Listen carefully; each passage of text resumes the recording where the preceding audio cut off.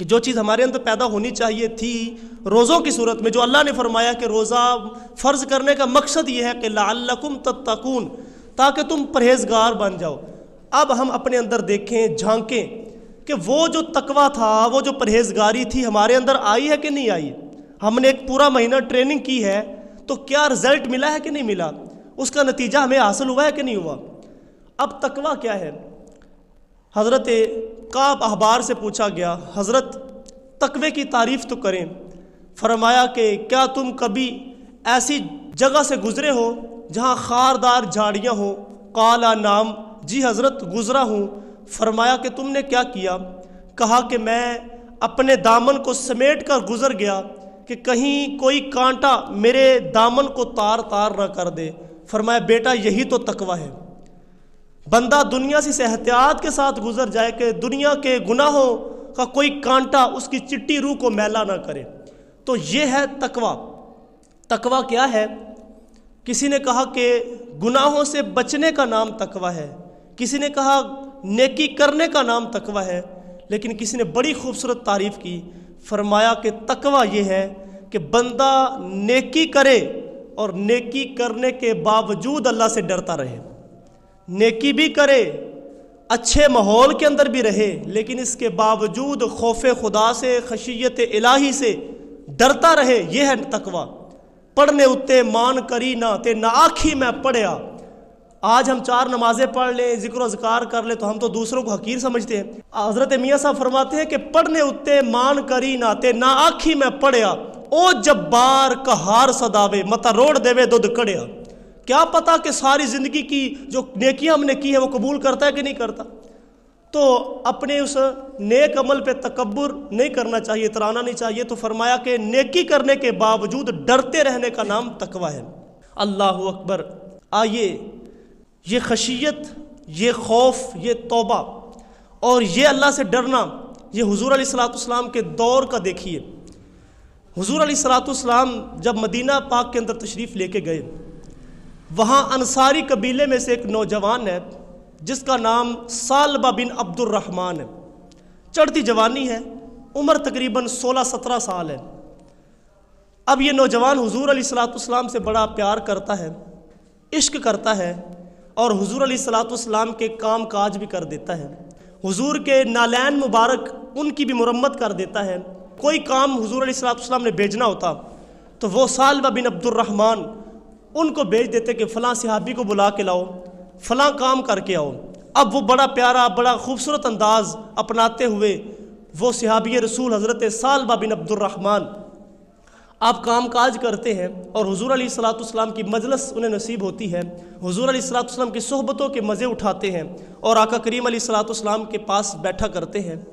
ایک دن حضور علیہ الصلوۃ والسلام نے فرمایا، ثعلبہ فلاں کام کے لیے چلے جاؤ اور فلاں جگہ پہ جا کے کام کر کے آؤ۔ اب ثعلبہ بن عبد الرحمن رضی اللہ تعالیٰ عنہ آپ اس کام کے لیے جاتے ہیں۔ اب وہ کام مکمل ہو گیا۔ جب کام کر کے واپس آ رہے تھے تو واپسی پر راستے کے اندر ایک عورت تھی، وہ نہا رہی تھی، تو ہوا کے جھونکے سے پردہ اٹھا تو حضرت ثعلبہ کی نظر اس عورت پہ پڑی۔ جب نظر پڑی تو فوراً دل کے اندر کچھ خواہش، اس کی طرف میلان پیدا ہوا۔ دوسری نظر، پہلی نظر کیونکہ معاف ہوتی ہے اس پر اختیار نہیں ہوتا، اب دوبارہ نظر اٹھائی ہے تو اس پر پکڑ ہوگی۔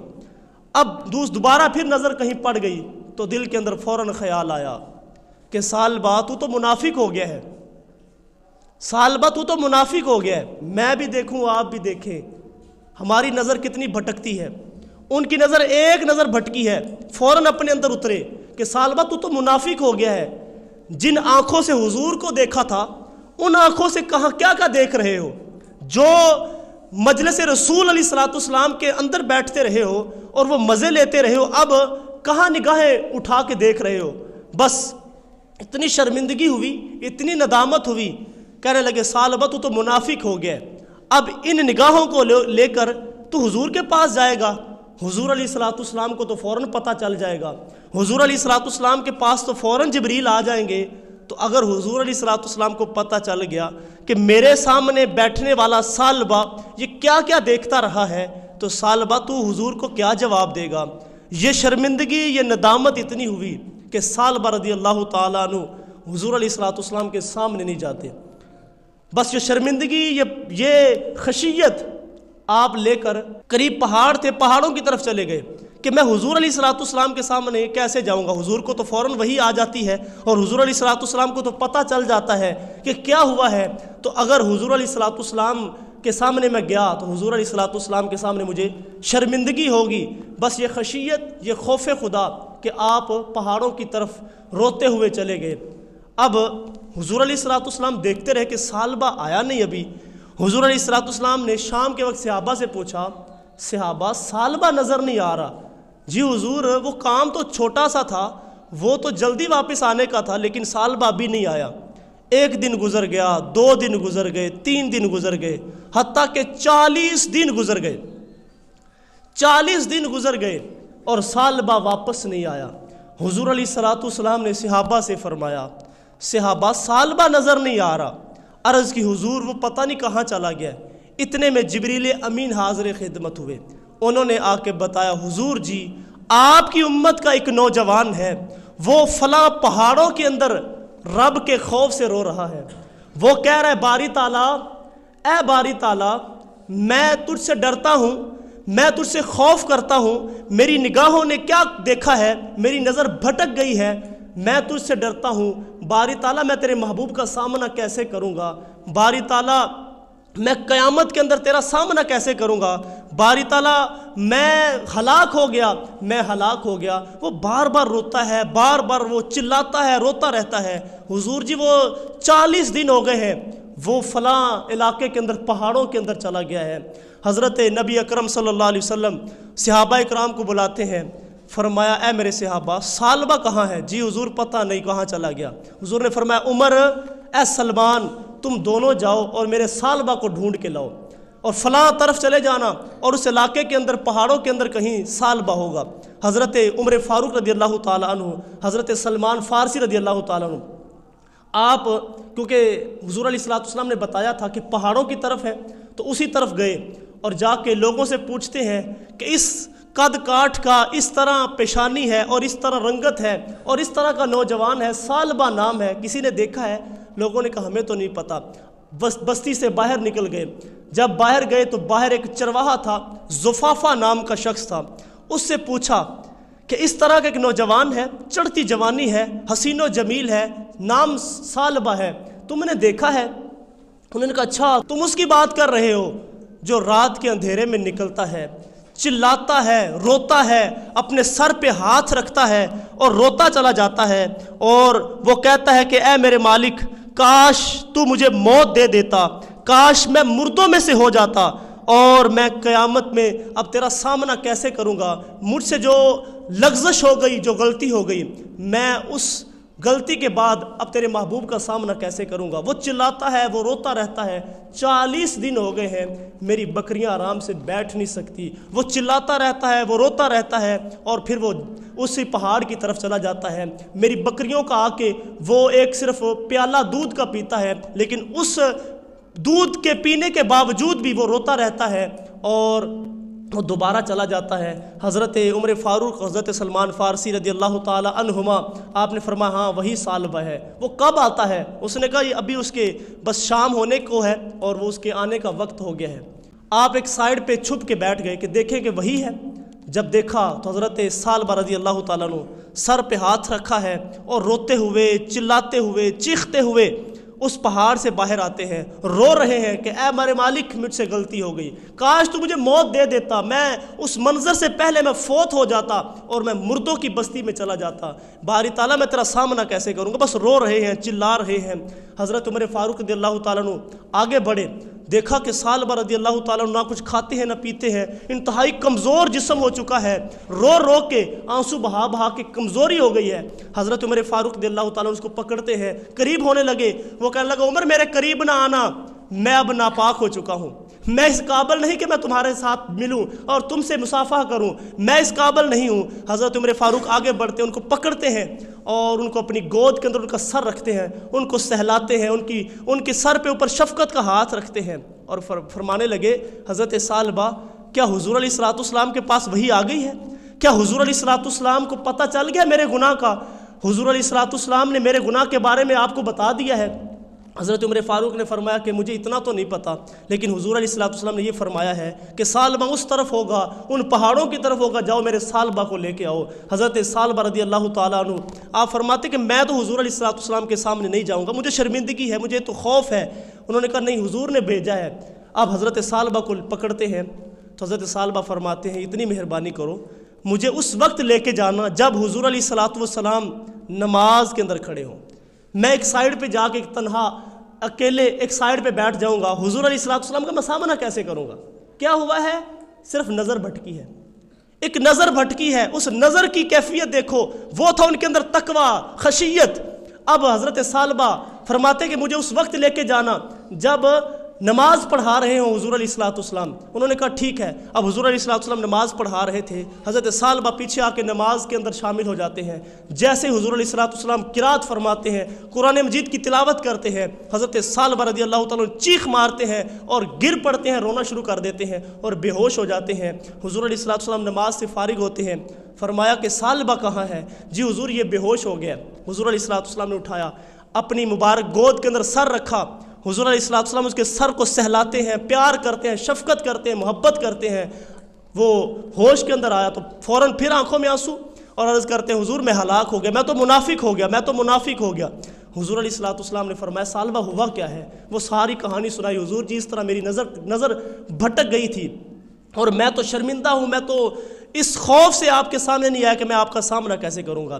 اللہ اکبر۔ یہ کہتے کہتے دوبارہ غشی پہ غشی طاری ہو جاتی ہے۔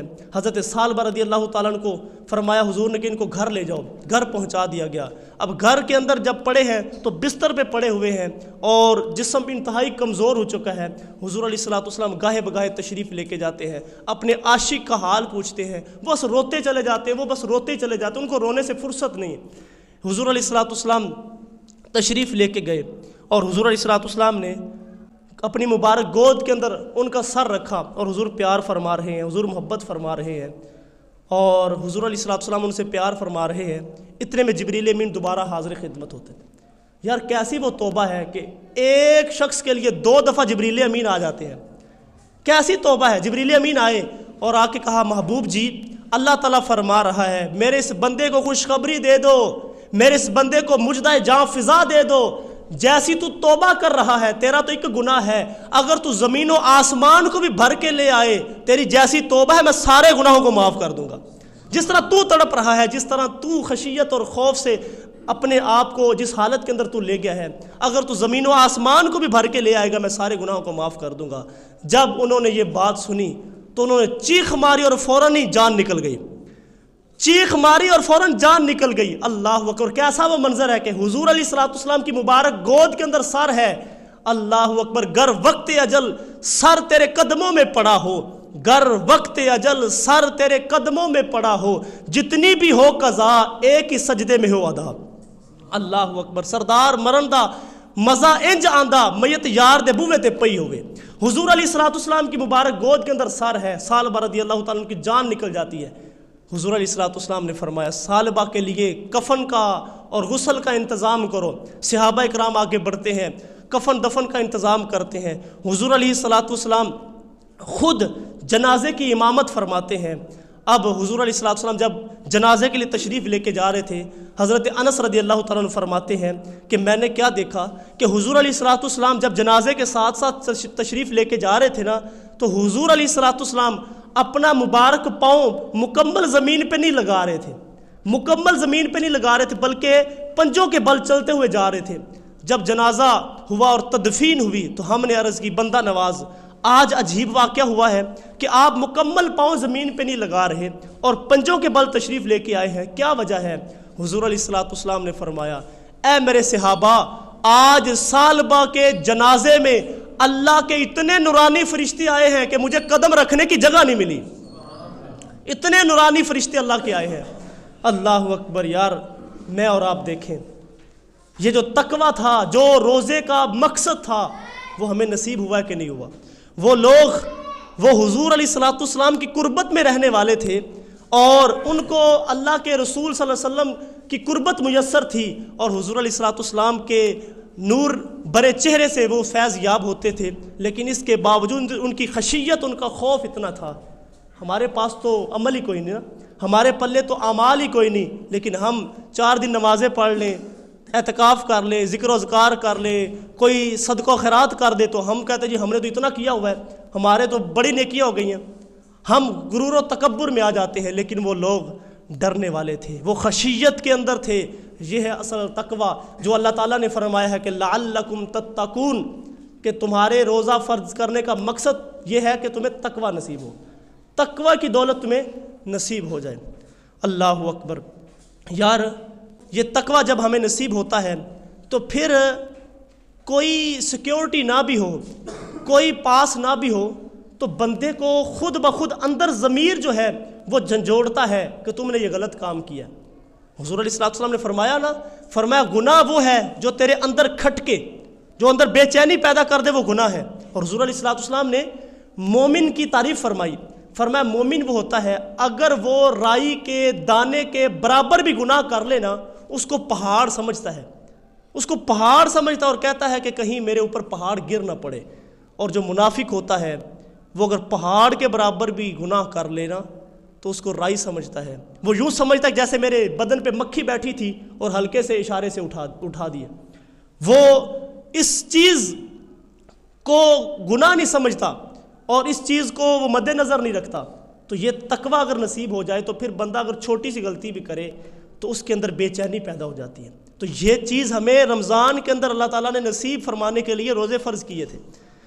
اللہ اکبر۔ حضور علیہ السلام تشریف فرما تھے، ایک خاتون حاضر خدمت ہوتی ہے، عرض کرتی حضور جی میں ہلاک ہو گئی، میں ہلاک ہو گئی، میں ہلاک ہو گئی۔ حضور نے فرمایا تجھے کس چیز نے ہلاک کر دیا؟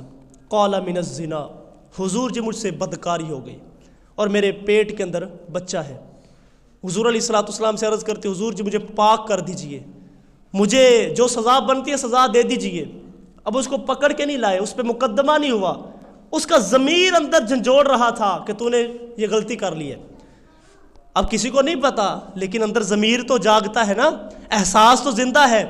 عرض کی حضور جی بس مجھ سے بدکاری ہو گئی ہے اور میں ہوں شادی شدہ، تو لہٰذا شادی شدہ زانی کی سزا شریعت کے اندر یہ ہے پتھر مار مار کر سنگسار کر دیا جائے، رجم کرنا یہ سزا ہے۔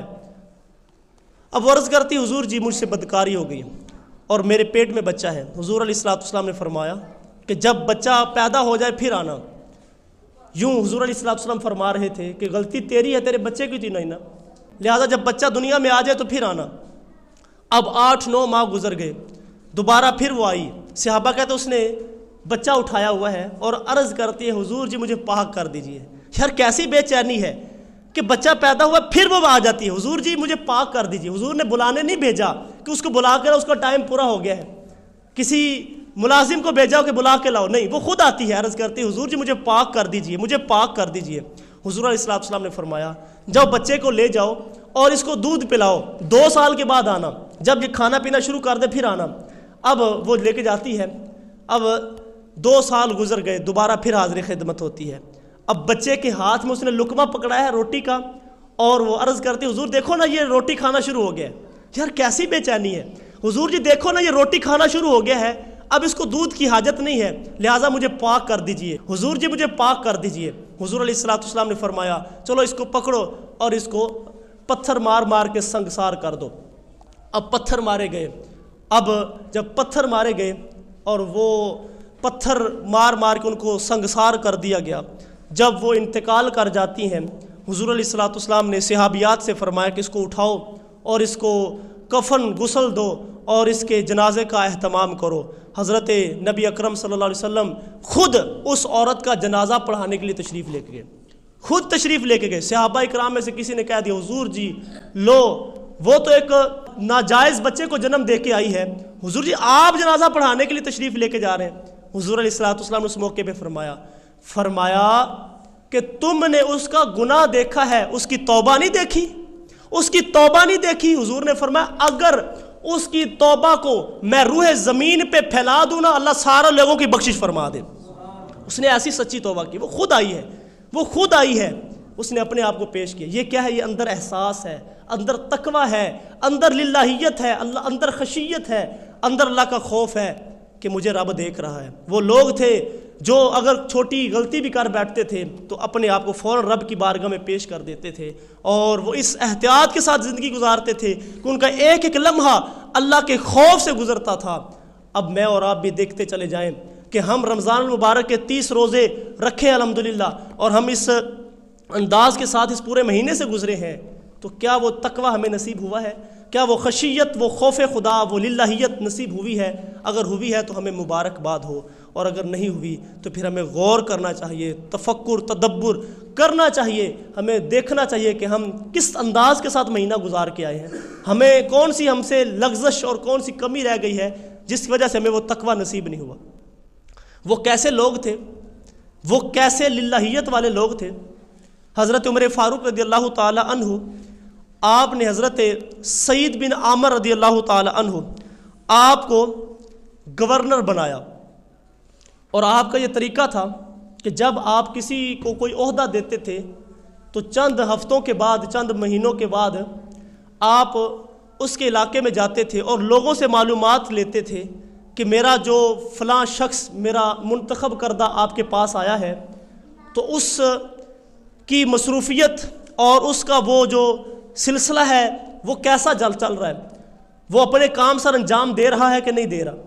تو حضرت عمر فاروق رضی اللہ تعالیٰ عنہ حضرت سعید بن عامر کے علاقے میں پہنچے اور جا کر جامع مسجد کے اندر منبر لگوایا اور لوگوں کو جمع کیا، اور حضرت سعید بن عامر کو بھی بلایا اور لوگوں سے فرمایا کہ میرے اس گورنر سے تمہیں کوئی شکایت ہے؟ اگر کوئی شکایت ہے تو کھڑا ہو جاؤ۔ تو ایک شخص کھڑا ہوتا ہے، عرض کرتا ہے حضرت ہمیں اپنے گورنر سے 4 شکایتیں ہیں، 4 شکایتیں۔ سارے لوگ حیران ہو گئے کہ حضور علیہ السلام کے صحابی ہیں اور 4 شکایتیں۔ آپ نے فرمایا بتاؤ کیا کیا شکایتیں ہیں؟ عرض کرتے ہیں کہ پہلی شکایت یہ ہے کہ جب یہ آئے تھے نا گورنر بن کے تو فجر کی نماز پڑھنے کے بعد ہی بیٹھ جاتے تھے اور ہمارے دکھڑے، ہمارے جو معاملات تھے ان کو سنتے تھے اور ان کا حل نکالتے تھے، لیکن اب یہ فجر کے بعد نماز پڑھ کے گھر چلے جاتے ہیں اور اشراق یا چاشت کے وقت آتے ہیں۔ ہمیں یہ پہلی شکایت ہے۔ دوسری شکایت یہ ہے پہلے یہ رات کو بھی ملتے تھے، دن کو بھی ملتے تھے، رات کو بھی ملتے تھے، لیکن اب صرف دن کو ملتے ہیں، رات کو اب ملاقات نہیں کرتے۔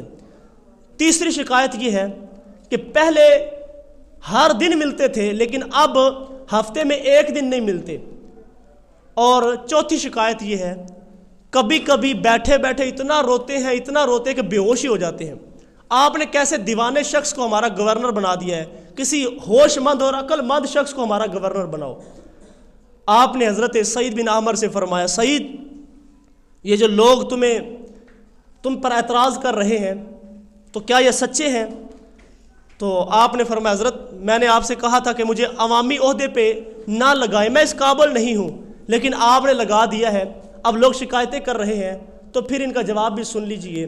آپ نے فرمایا حضرت پہلی بات یہ ہے کہ میں پہلے فجر کے وقت آ جایا کرتا تھا اور فجر کے وقت ہی بیٹھ جاتا تھا اور لوگوں کی بات چیت سنتا تھا۔ اب بات یہ ہے کہ میری جو زوجہ محترمہ ہے نا اس نے 35 سال میری خدمت کی ہے، میری سیوا کی ہے۔ اب کیا ہوا ہے کہ اس کو فالج ہو گیا، اب کام کاج وہ نہیں کر سکتی، اب وہ اپنی ٹانگوں پہ کھڑی نہیں ہو سکتی، کام کاج نہیں کر سکتی۔ اب میں کیا کرتا ہوں، فجر کی نماز پڑھا کے گھر چلا جاتا ہوں اور جا کر اپنے ہاتھوں سے کھانا تیار کرتا ہوں، کیونکہ نوکر چاکر رکھنے کی میرے پاس گنجائش نہیں ہے، میں غریب شخص ہوں۔ کون کہہ رہا ہے؟ گورنر، کونسلر، ایم پی اے، ایم این اے، چیئرمین نہیں کہہ رہا، گورنر صاحب کہہ رہے ہیں۔ گورنر صاحب کہہ رہے ہیں کہ میرے پاس نوکر رکھنے کی گنجائش نہیں ہے، تو میں گھر جاتا ہوں، جا کے اپنی بیوی کے لیے کھانا تیار کرتا ہوں اور اس کے کپڑے دھوتا ہوں اور گھر کے کام کاج کر کے پھر میں آتا ہوں، آتے ہوئے تاخیر ہو جاتی ہے، اس لیے اشراق کا وقت یا چاشت کا وقت ہو جاتا ہے۔ تو پہلے جواب نہیں، لوگوں کو رلا دیا، لوگ رونا شروع ہو گئے اور جامع مسجد کے اندر ہچکیوں کی آواز آنے لگی۔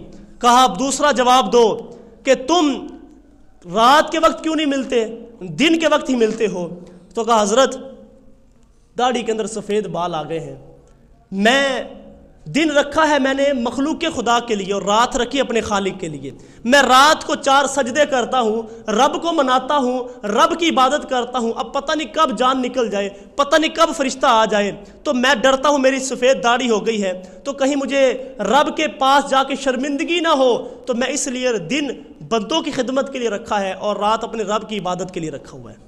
دوسرے جواب نے بھی لوگوں کے رونگٹے کھڑے کر دیے، کیسا شخص ہے، ہم تو کیا بات کر رہے تھے اور یہ کیسا نکلا۔ کہا پھر تیسرے سوال کا بھی جواب دو کہ تم ایک دن ہفتے میں ملتے کیوں نہیں ہو، کیا وجہ ہے؟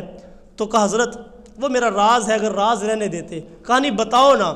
کہا حضرت میں نے بتایا نا کہ میں غریب شخص ہوں، میرے پاس نوکر رکھنے کی گنجائش نہیں ہے، تو میرے پاس نا لباس بھی ایک ہی ہے، جوڑا بھی ایک ہی ہے۔ کون کہہ رہے؟ گورنر صاحب کہہ رہے ہیں، جوڑا بھی ایک ہی ہے اور سردیوں کا موسم ہے حضرت، میں ہفتے کے بعد نا اپنی بیوی کے کپڑے پہن کے بیٹھ جاتا ہوں اور اپنے کپڑے جو ہے نا دھو کے خشک کرنے کے لیے لٹکا دیتا ہوں، وہ خشک ہوتے ہوئے شام ہو جاتی ہے، وہ جلدی خشک نہیں ہوتے، اس لیے میں ایک دن حاضر نہیں ہو سکتا۔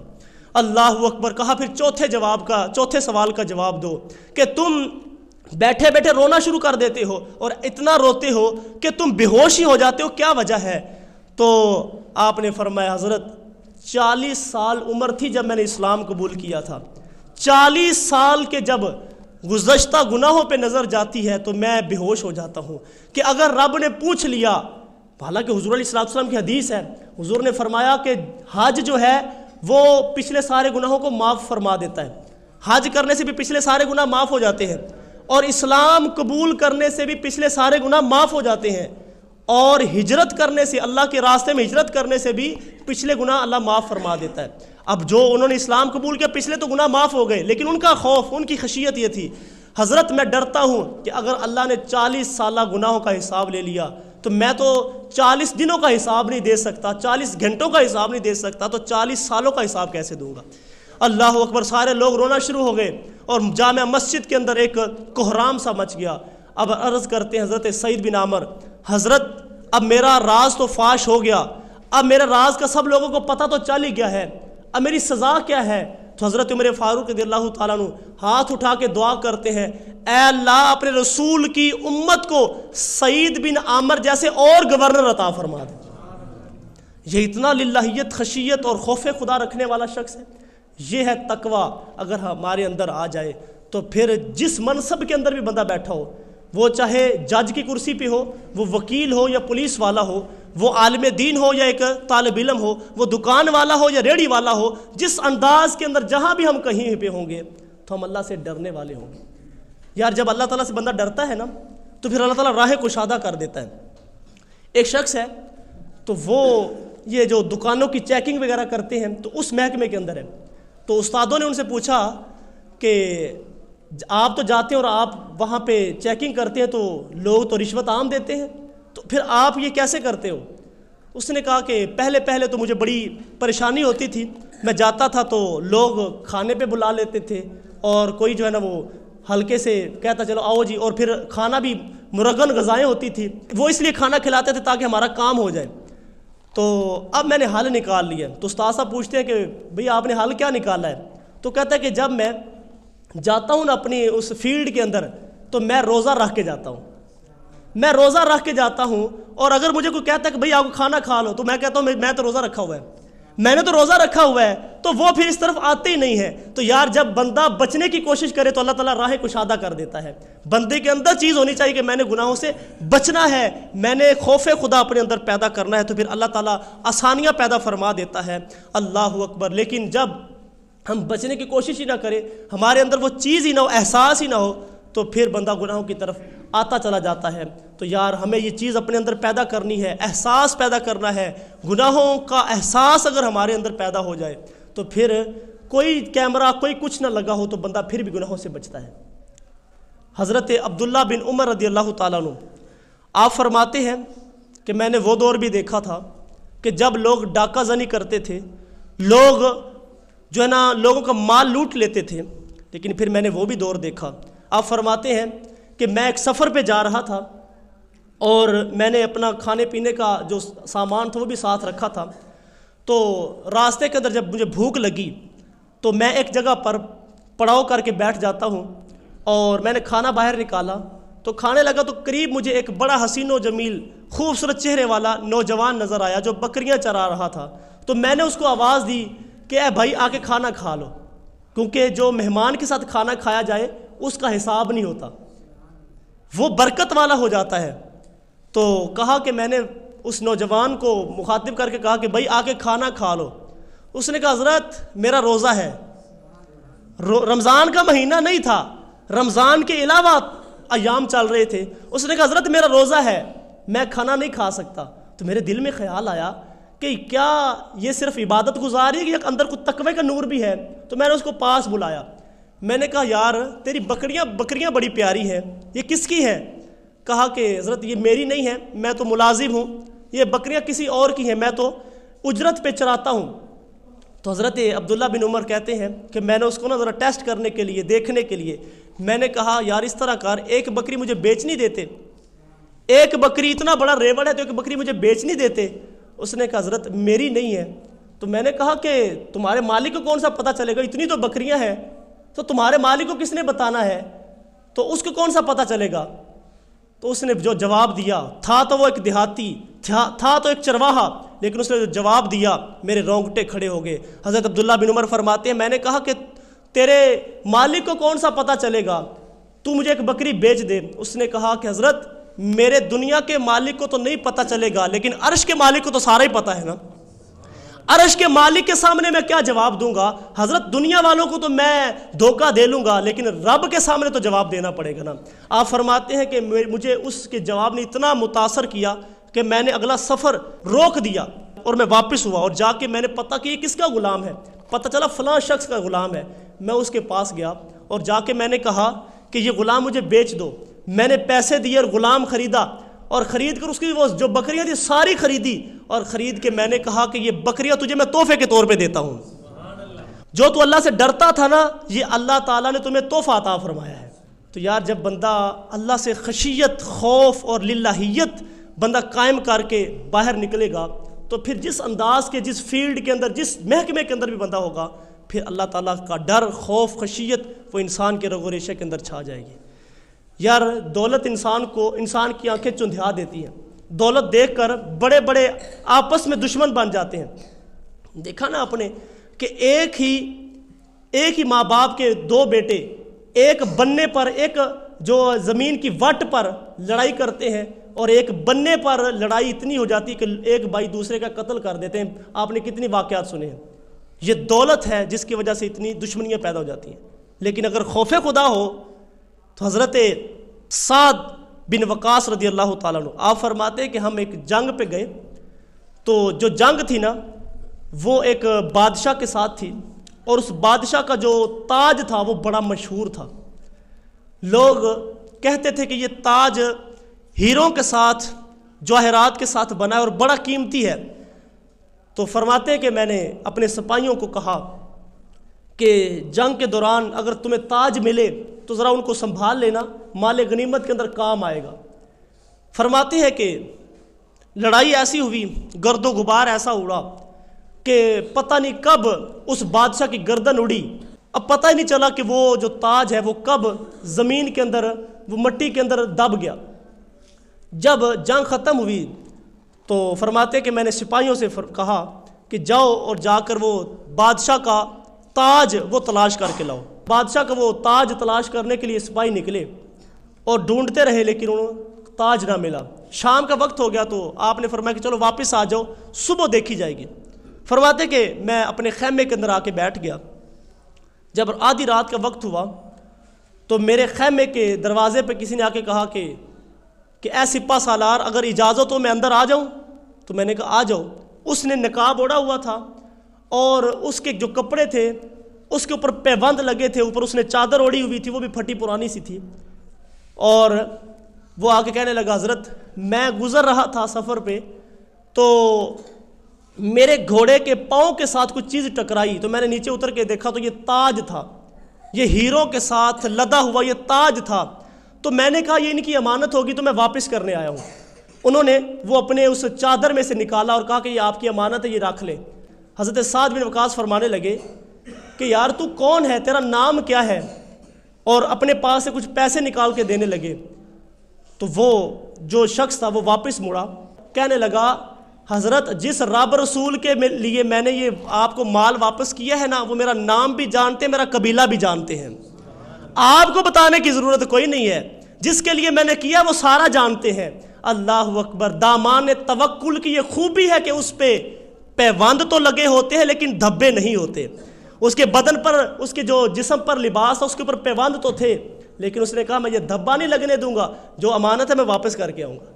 تو یار یہ خوف خدا، یہ خشیت، یہ ڈر اگر ہمارے اندر پیدا ہو جائے، احساس پیدا ہو جائے، تو یہ چیز ہے، یہ رمضان المبارک کا تحفہ ہے جو اللہ تعالیٰ نے ہمیں دینے کے لیے یہ رمضان کے روزے فرض کیے ہیں۔ تو فرمایا کہ اے ایمان والو، تم پر روزے اس لیے فرض کیے گئے ہیں لعلکم تتقون، تاکہ تمہیں پرہیزگاری مل جائے، تمہیں تقوی نصیب ہو جائے، تم اللہ سے ڈرنے والے بن جاؤ۔